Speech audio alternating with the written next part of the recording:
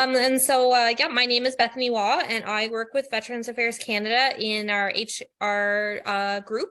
I've been with Veterans Affairs for almost 5 years now, and I'm actually a graduate of UPEI myself, and I live in Summerside. So, Neil, your presentation was like, oh, I can see my house.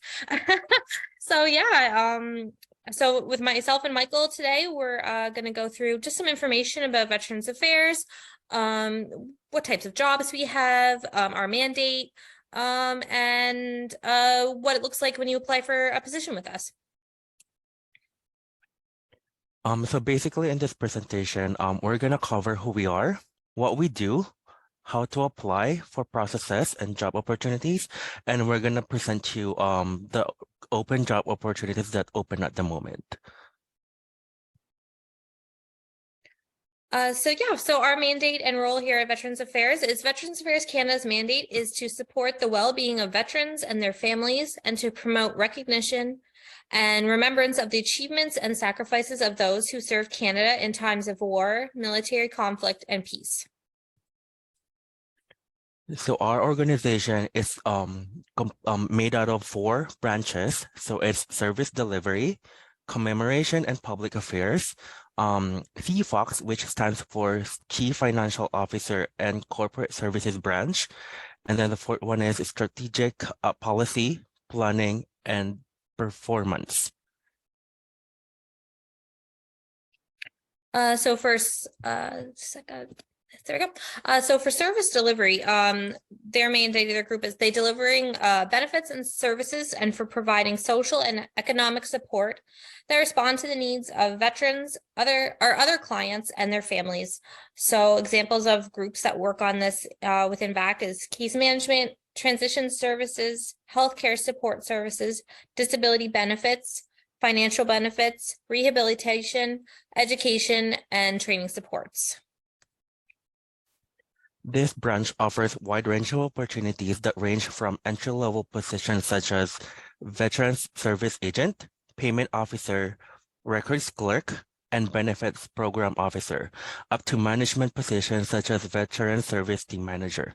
The branch also offers career in social work, such as Case Manager, and career opportunities in healthcare fields, such as Occupational Therapist, Field Nursing Officer, and Disability Adjudicator, which are nurses, psychologists, and medical advisor, which is doctor.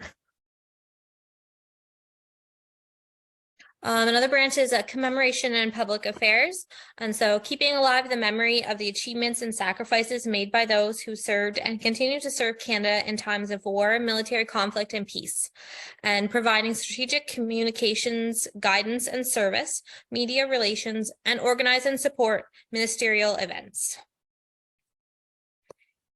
Some of this branches initiatives include, but not limited to, creating initiatives for commemorating our women and Indigenous veterans and organizing our commemorative events such as the Battle of Dieppe and Battle of Vimy Ridge. And so another branch is the Chief Financial Officer and Corporate Services. So serving Veterans Affairs Canada externally by fulfilling our corporate responsibilities and internally by helping managers and employees across Veterans Affairs Canada access the tools and information they require to succeed. So examples of groups within this is finance, human resources, IT, ATIP, which is access to information and privacy, IM, so information management, and security. And so there's lots of different types of jobs within this branch itself. And then the other one is the strategic planning and policy and performance. This branch, which was newly established on July 4, 2022, is VAC's government-facing branch. It has 3 divisions: Office of Women and LGBTQ2 Veterans, Policy and Research, Strategic Planning, Results, and Cabinet Business. So before you apply, I just wanted to give a little bit of background on how staffing in the federal public service works. It's a little bit different than, say, the private sector sometimes.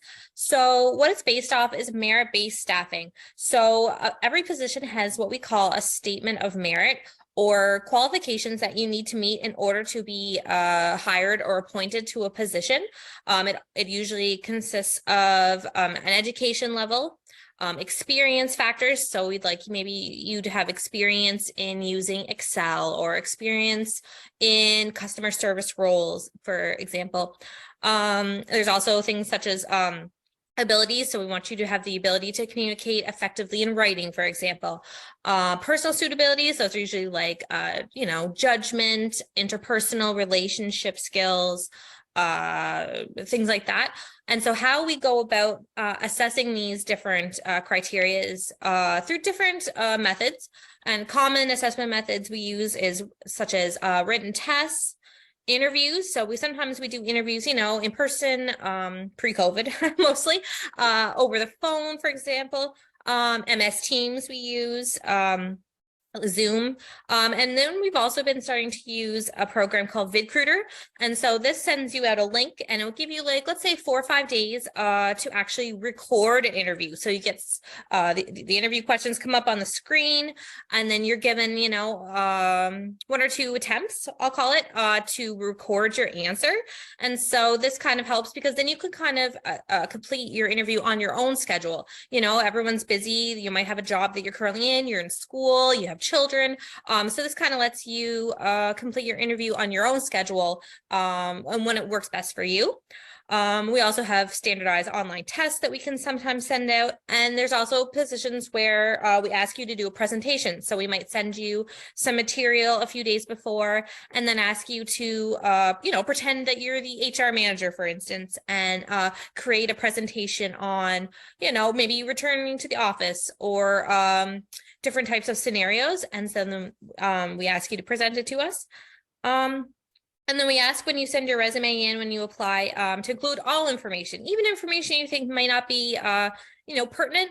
It's always great to, put anything and everything that you can think of, all experiences, whether it be within school, volunteer, to include that on your resume. I'm gonna provide you a link through the chat. So that's where the jobs.gc.ca, the site where all the job posters are posted. You will find the job posters in the website, and this will include Veterans Affairs Canada. To apply, you will have to create an account and upload your resume and your information.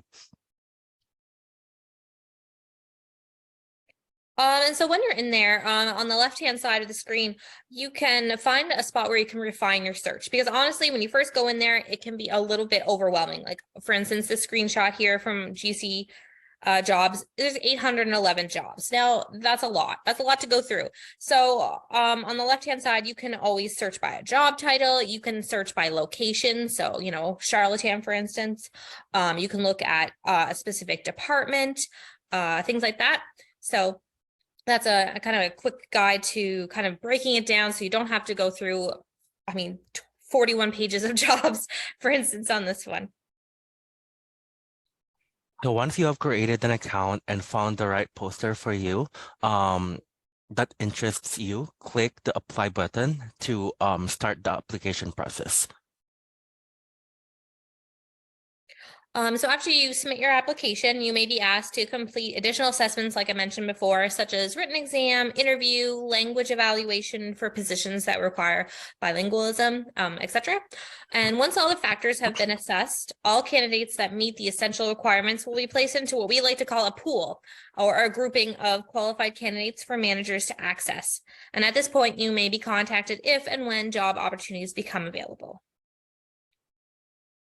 And we also have, in addition to normal jobs opportunities, we also have different types of student programs, such as Federal Student Work Experience Program, which is FSWEP, Indigenous Student Employment Opportunity, and Employment Opportunity for Students with Disabilities. In addition to that, we also have VAC Student Inventory for Student Guide Program in France. And at the moment, there is an open job opportunity in GC Jobs, the link that I provided you. The position title is Veteran Service Agent. So I will be providing all of the link in the chat. So if ever you're interested, feel free to click it. And that's the end of our presentation, Michael and I. And yeah, thank you so much for taking the time to listen.